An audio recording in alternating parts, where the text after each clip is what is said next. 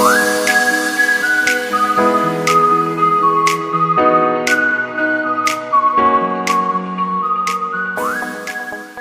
pessoal, vamos falar um pouquinho sobre acessibilidade?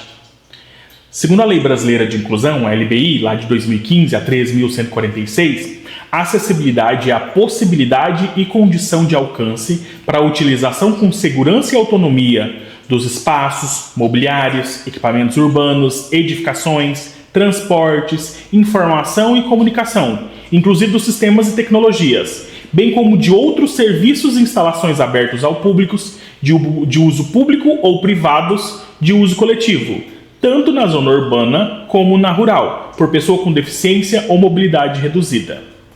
Quando nós falamos então em acessibilidade, nós estamos falando dessas três palavrinhas que são muito importantes, que é a utilização com segurança e autonomia. Então, as pessoas com deficiência, elas precisam ter autonomia.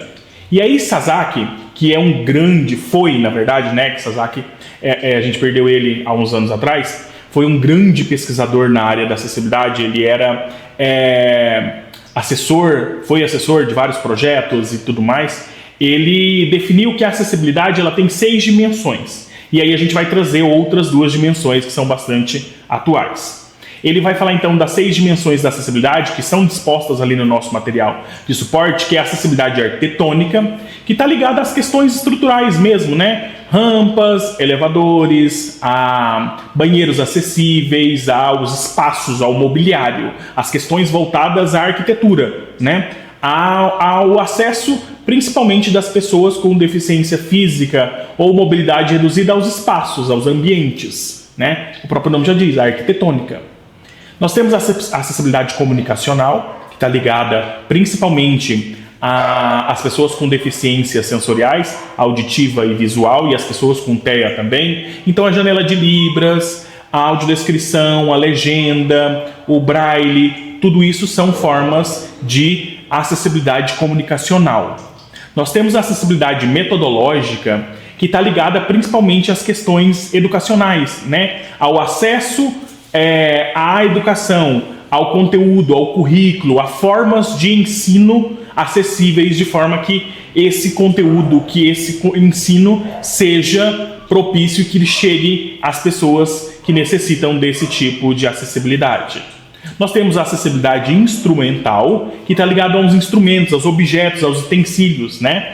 Uma criança, uma pessoa com deficiência física, vai, por exemplo, que tem algum tipo de limitação dos membros, vai precisar de uma adaptação de acessibilidade instrumental para a escrita, para a leitura. Então isso é acessibilidade instrumental.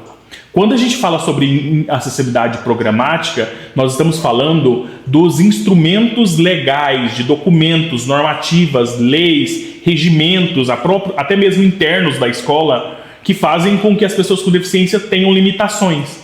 Então, quando nós estamos falando de acessibilidade programática, nós estamos falando disso, da eliminação das barreiras nos sistemas, né? Nos sistemas institucionais, nos regimentos, nas leis, nos decretos, a nível macro e micro.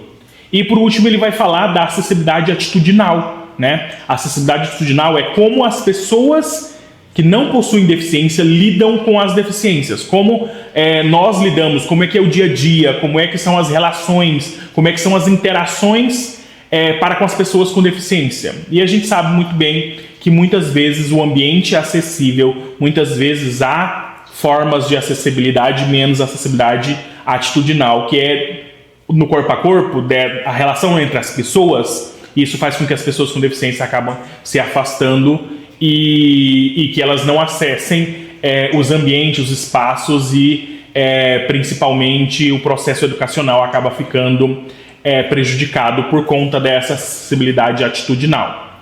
E aí nós temos também alguns pesquisadores e alguns estudos que vão falar sobre a acessibilidade natural, que está ligado às barreiras que a própria natureza traz, né? Quando a gente para pensar num ambiente onde tem uma árvore e que a pessoa com deficiência vai precisar desviar, vamos pensar no acesso às pessoas com deficiência à praia, a parques. Então a acessibilidade natural está ligado a tudo que a natureza traz de impedimento para as pessoas com deficiência e a eliminação dessas barreiras. E nós temos a acessibilidade digital. Com as novas tecnologias, o digital ele está aí em todos os lugares. Então, o acesso das pessoas com deficiências a sites, a vídeos, a materiais, a tudo aquilo que é possível para o processo educacional e para a vida no cotidiano como um todo. Então, essas são as dimensões da acessibilidade, que é esse acesso pleno com autonomia das pessoas com deficiência ou mobilidade reduzida.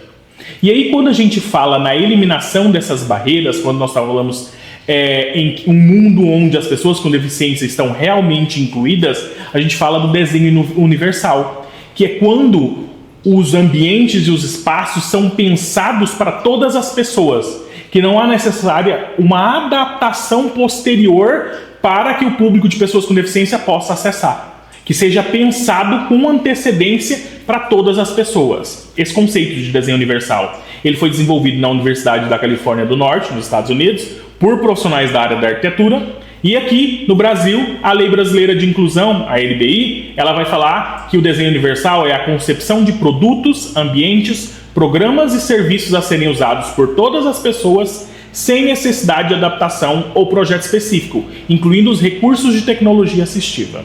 Quando nós falamos de desenho universal, nós estamos falando então de ambientes, espaços e serviços produzidos e criados e pensados para todas as pessoas.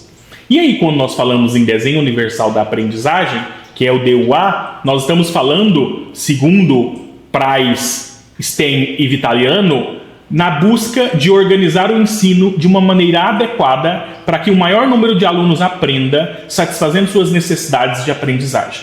Ou seja, é o professor, é o gestor, é a comunidade escolar pensar num processo educacional onde todas as pessoas, independente da sua deficiência ou não, da sua religião, do seu credo, independente de qualquer especificidade de que essa pessoa aprenda. Que o processo educacional seja pensado para todas as pessoas e não depois que ele foi pensado para a grande maioria, que ele seja adaptado para um público X ou Y.